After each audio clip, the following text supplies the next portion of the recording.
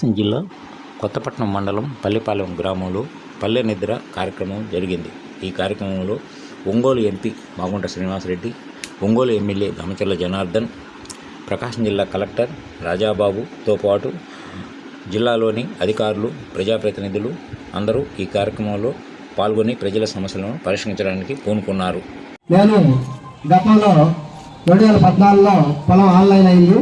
తర్వాత 2019 తర్వాత కొన్ని ప్రభుత్వాలు వచ్చిన తర్వాత నాది రీసర్వేలో మళ్ళీ పోయింది.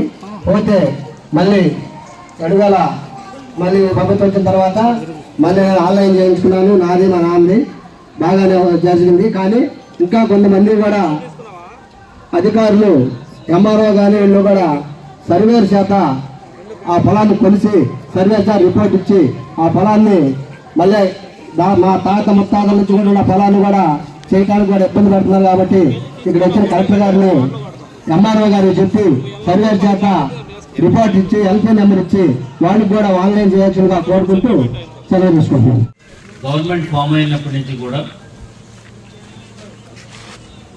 ప్రజల యొక్క సమస్యలు పరిష్కరించడం ద్వారా ప్రజల్లో ప్రభుత్వం పట్ల సానుకూలత అనేది ఉండాలి అనేది ముఖ్య ఉద్దేశంగా ప్రజా సమస్యల్ని ప్రధానమైనటువంటి అంశంగా తీసుకోవడం అనేది జరిగింది. అందులో కూడా ఇంకా కొంత సాటిస్ఫాక్షన్ లెవెల్స్ తక్కువ ఉన్నాయి.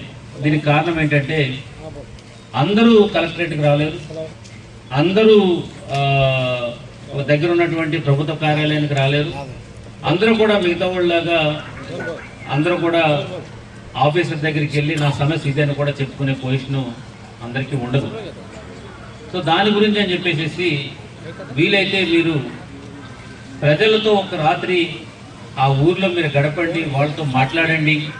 మాట్లాడితే వాళ్ళతో ఇప్పుడైతే మీరు ఒక కలెక్టర్ వాడు ఊరు వచ్చి కూర్చొని మాట్లాడితే వాళ్ళ సమస్య ఏదో ఉన్నప్పుడు ఓపెన్గా చెప్పుకోగలుగుతారు అనే ఒక ఉద్దేశంతో మనకి ఇన్స్ట్రక్షన్స్ ఇవ్వడం ద్వారా దాన్ని మనం ఒక పల్లె నిద్ర అనే ఒక కార్యక్రమంలో ప్రకాశంలో మనం చేపట్టడం జరిగింది.